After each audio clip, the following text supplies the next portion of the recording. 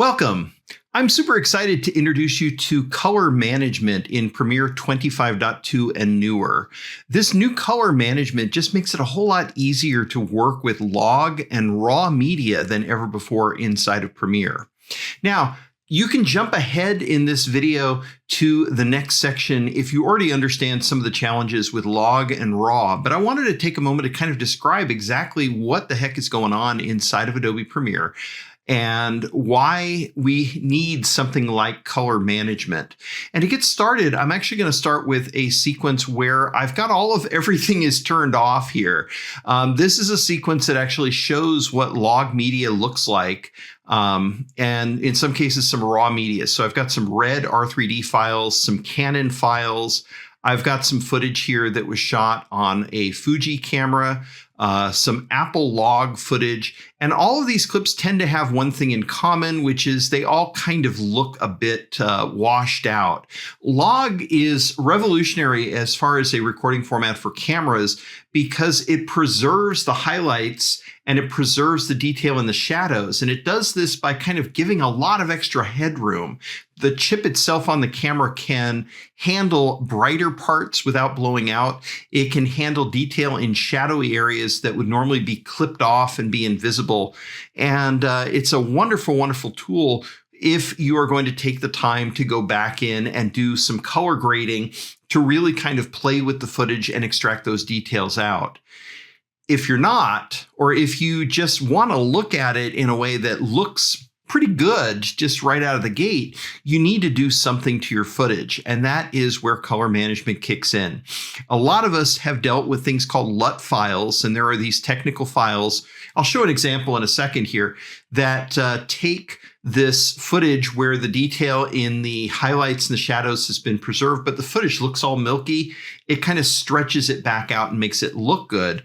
But putting those files on each individual camera can be a pain. The other issue is every camera handles this a little bit differently. Sony log is different from Arri log, which is different from Canon log, which is different from Red log 3G10. And so the ability to being able to work with all these different formats required a lot of just very meticulous management of putting the right LUT file on the right piece of footage, transcode it all so that you're editing something that has been already converted into 709. There's a lot of ways that we've had to handle this. And the whole goal with this is to make this easier than ever before inside of Adobe Premiere. So if you're following along at home and want your screen to look the same as mine, I'm actually using the color workspace. And if you played around with this for a while or you've kind of changed it to suit your own needs, you can reset it to the saved layout to get the same look that I've got here. I've basically got the Lumetri scopes open here. I've got my program monitor here, and I've got the Lumetri color panel over on the right-hand side. We're going to be doing a lot with the Lumetri color panel, particularly going into the settings so that I can show you exactly what's going on under the hood. So let's move away from this sequence here. But in this case, this sequence, I've disabled color management, and I've done that very deliberately just so I can show you what log looks like. It's great to just understand what is going on under the hood and seeing like the darkest parts of the video here. In this case, the rider's pants here they're peaking down at around 20 IRE or 20 nits. This should be closer to the 0 marker down here, but writing it directly to that 0 marker in camera means that things can clip and you can lose detail in the shadows. This is showing that there's still a lot of detail in the shadows, but at the same time, I can use color grading tools to actually bring that down and really start to make this look good. We just want to do something automatically to this. We want to work with this footage and get it to look good for 709 color space to begin with. So really, to get started with this, what I need to do is start on ingest with my clips. I need to have color management enabled. The easiest way to do that from this color workspace is simply go to the Lumetri color panel and go to the settings tab that you see up here at the top. This is kind of your one-stop shop for having color management enabled and to see all of the different settings that you need to have in order to make this work correctly. So to start with, under preferences, make sure that this display color management option that you see right here is turned on. This is something that is required. It's kind of the master switch for everything that I'm showing you here. So we want to make sure that that is turned on. This extended dynamic range monitoring option that you see here is something that you want to turn on if your monitor supports high dynamic range, such as the HDR10 standard or HLG standard, which are two of the HDR formats that Premiere Pro supports natively. You can leave it off if you have an older monitor, but this is something that you may also want to have turned on. And then on a project basis, or if you're working inside of a Premiere production, on a production basis, you'll see that there are some settings here for color management. And this one in particular, we absolutely need to make sure is on. Color manage auto-detected log and raw media. This is also one of those master switches that you want to make sure and throw, because this is going to make sure that as your clips are brought into the project, Premiere is going to read the tags. It's going to try and do the right thing for you automatically. And then lastly, this enable color space aware effects, turn that on as well. That makes sure that the color tools like Lumetri Color in Premiere are color space aware and can take advantage of the latest and greatest. Okay, once we've done that, I'll just switch over to a different sequence here. This is a sequence where I do have color management enabled. This actually all starts with the clips themselves. So if I take my project panel, I'll just blow this up full screen here so that you can see this. I've got a wide range of different types of media inside of my project. We've got some Arri footage, some Canon, some Fuji. I've got some iPhone in both the HDR flavor and the ProRes log flavor, R3D files, and then finally some footage from a Sony FX3. All of this footage is now color managed in Premiere. And if you want to see this just on a clip-by-clip basis, you can go in and you can select clips and go to modify color to see the individual color settings that are being used here. So the Sony footage in this case is Sony S-Log3 S-Gamut 3 Cine. That is the color profile that is being used for this footage. You don't necessarily even have to know that, just know that Premiere is automatically detecting it. It's doing the correct math that we've gotten from Sony to take that log footage and expand it out into beautiful 709 or other formats as needed. So what this means is we auto detect these different files automatically. If I go into my R3D files and just take a handful of these, we'll do the exact same thing here. Go into modify color. You can see that these are being recognized as red log 3G10. So this just is going to give me a good result right out of the gate. There are going to be times where your footage may not auto recognize, especially if somebody has gone through and transcoded the footage. These little tags that tell Premiere what color space to use, they can get lost in a transcode on occasion. I've got an example of that here with this Fuji footage. I'll go ahead and select this, go to modify color. And you'll see in this case, the media color space is showing as 709. I'll show you what this footage looks like in a minute. We saw some of it on that unmanaged timeline a minute ago.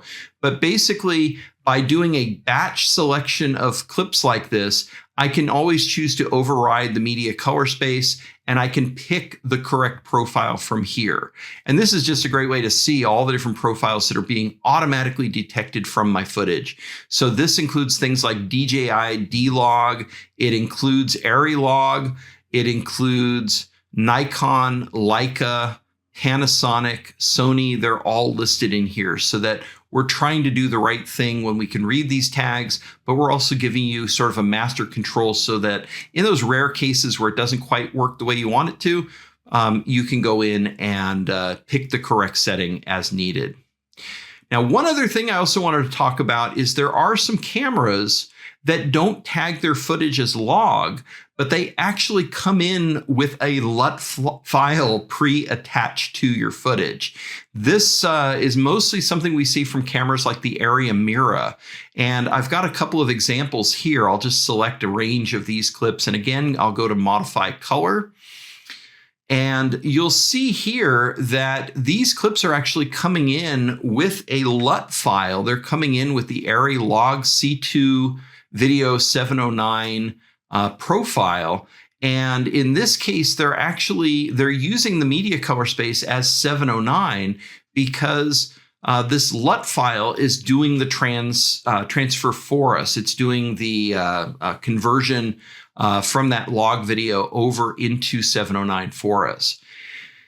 Now, you may want to just keep them as is. That's perfectly fine. But there are some disadvantages to just throwing and stacking a LUT file on top of the footage, which I'll talk about in a little bit. Basically, the mathematics of when the conversion is happening to 709, that should be more as like an output step rather than doing it just as the footage is coming in and getting dropped on the timeline. So in certain circumstances, if you want to keep doing LUT management, you want to keep the LUTs from the camera, you're more than welcome to do that. This is the place where you can go in and you can turn those LUTs on and off. In this case, I'm just going to say none. And I'm going to override the media color space here. And I know that these clips are Arri Log C3. So I'm going to go ahead and select Arri Log C3 wide gamut so that the Premiere transform is actually doing the work rather than the LUT. I'll explain exactly why that's a really good thing to note in just a little bit. Okay, so this is kind of the first stage in doing this. If you want to just see this on a clip-by-clip basis, I mentioned the Lumetri color settings here. You'll notice there's an area here called Source Clip. And as I click through any of these clips here, you'll see the exact same settings showing up here on a clip-by-clip basis. But I wanted to make sure you understood that if you ever need to modify stuff, particularly if you've got a whole card of footage that's coming in wrong, you can just select all and right-click, modify, and make one change, and it'll update all the clips in that group at the same time. Okay, the second area where color makes a big change is in the sequence settings. So by going up to sequence settings, you'll see that there is a color management area here. And this color setup that you see here is a very, very important setting. I've got it currently set to the default setting that Premiere ships with in 25.2. This may change in the future because there are some new options in here. But DirectRec 709 is sort of the older color pipeline. It's what's always been in Premiere. We're keeping it the same so that if you already know I adjust this Lumetri slider here, and I get this result, there's not like a huge sudden shift in how these tools work. So we're trying to make sure that there's no unwanted hidden surprises here. If you have older projects that you've already used Lumetri on, when you import them into 25.2, this is going to be the color setup that's going to be used. However, there is something brand new in Premiere, and it is a new wide gamut color setup. And these wide gamut options in here kind of unlock a lot more power that you can have with your color grading directly inside of Premiere. Let me see if I can kind of explain this. So the older pipeline, the way this worked was it would take your log and raw media and do an immediate conversion on the input step into DirectRec 709. And so when we were working inside of the Lumetri color panel, we were in this color space that couldn't take full advantage of the log and raw media. We were kind of converting down from, a log file down into Rec 709, and then we were playing in this smaller sandbox. So the way the sliders would work wouldn't always take full advantage of what was in the original source media. With wide gamut is something that it unlocks a lot more capability. Wide gamut is a larger sandbox. It means that it recognizes the difference between the brightest parts of the video and the darkest parts of the video in full. And it gives us the ability to preserve more of those highlights, more of those shadows, because we're dropping the footage into this wide gamut mode. And then on output, we're getting it back down and crunching it back down into 709, which is typically what most of us are delivering today. So this idea of splitting the working color space and the output color space into two different sets of calculations, it really unlocks a lot of power. And I'm going to show you a couple of examples. So I'm going to start with DirectRec 709 here. And I've got a sequence here. These clips, these are all some of these log clips that we had before. And in this case, we're actually seeing some of the different results. This is Fuji footage. You can see if I select this clip, if I come over here, I can see my source clip settings. Here's that Fuji F-Log2 setting that we're using on these clips. Here is an ARRI clip, and if I click on this, in this case, I believe this clip is using the override. This is something that you can see there. It's using the Premiere Color Science, the ARRI Log C3 Wide Gamut 3 setting, and the LUT is turned off. If the LUT was on, I would see it right there. I'd have the ability to toggle that on and off. Here is one of these Sony clips. This is a Sony S-Log3 clip. They're all getting managed. They all don't have that washed out log look to them. They actually look really, really nice. And that is kind of color management in a nutshell. It's that idea of doing something to transform this footage so it looks good during editorial. A producer's not going to lean in and go, ooh, is it really going to look that washed out and flat? It means that we've got a really nice starting place. And if you want to do color grading on top of this, this becomes kind of the starting place that can try and take full advantage of this. Now, I mentioned this DirectRec 709 is kind of the wrong time to be converting everything to 709. And this is the other big part of color management. If I go to my sequence settings, and again, I can do that right here in the Lumetri panel. Here is my sequence settings for color. Here is the color setup, and it's currently set to DirectRec 709. Just as a quick example of this, I'm going to go into my Lumetri panel. And I'm not going to dive too deep into all the different settings here. We're just going to do something fairly simple so that we can see what's going on here. I'm going to take the exposure on this clip that I have selected in my timeline, and I'll go ahead and bring this down. And you can see right now, it's just kind of crushing everything down. If this is really log footage, I should be seeing the headlight should be a little bit brighter. I should see some nice specularity in the white scooter here. I'll show another example here. We'll do the same thing on this clip here. I'll just bring the exposure down. And because the outside and the inside, there's such an amazing dynamic range between the bright outdoors and the shadow in the car, things like the arm that's in bright sunlight should be a lot brighter. So this exposure slider, it's doing what it's supposed to do, but because the processing is happening in 709 space, it doesn't look as good as it possibly could. And this is where that wide gamut option really, really shines. All I'm going to do is go back to my settings and I'm going to say, hey, sequence, don't do your processing in 709, use the new wide gamut space. And I'm going to go ahead and just flip this single toggle switch, and you'll immediately notice a difference. Let me just turn that on and off here so that you can see. Here is before, here is after. You can see how the scope improves. We're now seeing a lot more dynamic range and detail in this shot. We can still see details in the shadows, even though we've lowered the exposure. But more importantly, we're really seeing the blue sky and a lot of the detail out the window here. If I go back to the scooter, again, here is before and here is after. So by making this change under the hood, it means that the tools in panels like the Lumetri panel, other color tools that affect color in Premiere will do the calculations differently in wide gamut.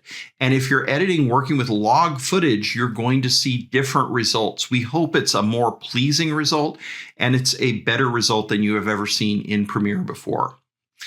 Now, I want to take a moment to talk about something in the source monitor that you should also be aware of. I'm one of those people that I like the source monitor to be kind of like my source of truth. And for this example, I'm actually going to take this clip, I'm going to go to Properties, and I'm going to use the Fill option here so that we get rid of the black bars top and bottom here, just because I wanted to kind of demonstrate how this works. I'm going to go ahead and hit the match frame key. The default for that's the F key on the keyboard here. And by doing this, I'm loading this clip up in the source monitor. I'm actually looking at the exact same frame here. The way the source monitor has always been designed is it's designed to kind of be a source of truth to what your footage is on disk. It's designed to show you the entire raster size of what you have on disk. And what the footage looks like without any sequence-based effects applied to them. So right now we are looking at this. Since I did that fill, we're actually clipping a little bit top and bottom or a little bit left and right, actually left and right here. So I can actually see all the pixels in the frame here. And that's one of the ways that we use the source monitor sometimes if we have to determine how much overscan do we have, how much room do we have to kind of do a little bit of repositioning of the footage in this timeline. Sometimes you want to see what's on disk for color as well. The default mode that the source monitor is in for color is to mimic the color of the sequence. So if this sequence is in the wide gamut mode, I'm going to see wide gamut color up here in my source monitor as well. It's basically going to match the two together. I'm not seeing the effect that's on this clip in the timeline, which is the exposure effect we did just a minute ago. But I'm seeing the color of the effect as it's been transformed for this particular sequence. If you want to see log, there is actually a feature under the wrench menu here. If I click the wrench and go to Monitor Color Management, there's an option in here to show wide gamut source media as log. So if I turn that on, you can actually pixel peep and look at this and say, yep, that's log footage. I can see how Premiere is transforming it. It's just kind of a nice thing to know if you ever have any questions of what you have on disk when it comes to color, and you just quickly want to look at a clip with all the color management turned back off again. It's an easy switch to throw. And by the way, throwing that switch on a sequence basis is super easy. Just select your sequence and go to your color setup, and you'll notice that there is an option down here called Disable Color Management. A couple other quick things of note here. I've been doing this demonstration mostly focused on 709 color space, since that's what the majority of us are delivering to. That's kind of the standard for standard dynamic range video that most of us are familiar with. If you are one of those folks that are actually delivering high dynamic range out of Adobe Premiere, if you're working inside of wide gamut, note that this output color space, this is where we're kind of bringing things back down to legal values. So if we're going from log, we're going into a wide playground, and then from there, we're going back down to 709. If you are delivering for high dynamic range, this is where you can throw a toggle switch to actually work with and see PQ or HLG in using this wide gamut mode as well. So this isn't necessarily just going to let you grade for standard definition and then suddenly throw one switch and it's just going to look perfect for high dynamic range. You are still going to want to play with the values and things, but this makes it very easy to just duplicate a sequence and have that PQ or HLG deliverable alongside of your standard dynamic range deliverable. So hope that helps. Now, the last thing that I want to really dive into is dynamic link. So dynamic link is, of course, the way of getting Premiere and After Effects to work together.